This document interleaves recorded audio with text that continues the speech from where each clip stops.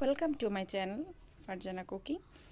আজকে আপনাদের সাথে শেয়ার করব বাঙালি খাবার সরিষা ইলিশ। আমরা কম বেশি সবাই খুব পছন্দ করি, আমার নিজেরও পার্সোনালি খুবই পছন্দ ইলিশ মাছ। তো চলুন তাহলে কিভাবে একদম সহজভাবে সরিষা ইলিশটা রান্না করা যায় একদম পারফেক্টভাবে। তো সেই সব ট্রিপসগুলো আপনাদের সাথে শেয়ার করব। অনেক সময় সরিষা তেতো হয়ে যায়, তো তেতো না হওয়ার মতো ওভাবে করেই আমরা কিন্তু আজকে রান্না করব।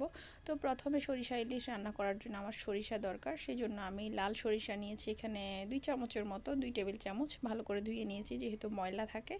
তো অল্প পানি দিলাম, সাথে 2টো কাঁচামরিচ দিয়ে আমি এটা ব্লান্ড করে নেব এখন। তো ব্লান্ড করে আমি এক পাশে রেখে প্যানে তেল বসিয়ে দিলাম। সরিষার তেলটা ছিল না, সরিষার তেল দিয়ে রান্না করলে বেশ মজা হয়। তো দিয়ে দিলাম 1 কাপ পেঁয়াজ কুচি, একটা বড় সাইজের টমেটো কুচি, সাথে দিয়ে দিলাম 1.5 টেবিল চামচের মতো আদা রসুনের পেস্ট।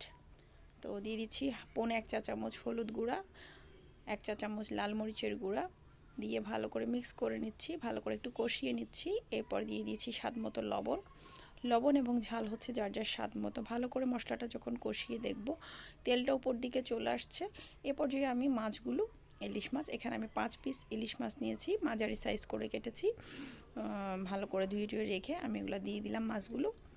এরপরে সাথে দিয়ে দিচ্ছি 4 পিস কাঁচামরিচ, মানে 2টো কাঁচামরিচকে ভেঙে। এরপরে সব শেষে ভালো করে কষানো শেষ যখন হয়ে গেল প্রায় মিনিট 4 মতো, এরপরে আমি এখানে দিয়ে দিচ্ছি সরিষার যে পেস্ট আমি করেছিলাম ওটা দিয়ে দিলাম 2 টেবিল চামচ।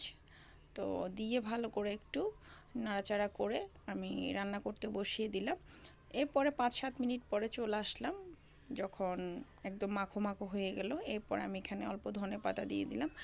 ধনেপাতা দিয়ে এখন আমার সরিষা ইলিশ রেডি হয়ে গেল খাওয়ার জন্য। এখন আমি চুলা থেকে পাতিলটা নামিয়ে নিব, নামিয়ে একটা সার্ভিসিং ডিশে উঠিয়ে নিচ্ছি। গরম গরম ভাতের সাথে বা খিচুড়ির সাথে সরিষা ইলিশ কিন্তু খেতে দারুণ মজা। তো কেমন লেগেছে রেসিপিটি ছোটো একটা কমেন্টস করে জানাবেন। ভালো লাগলে আমার ইউটিউব চ্যানেলটি সাবস্ক্রাইব করবেন, ফেসবুক পেজটি ফলো করবেন। ধন্যবাদ সবাইকে, সাথে থাকবেন।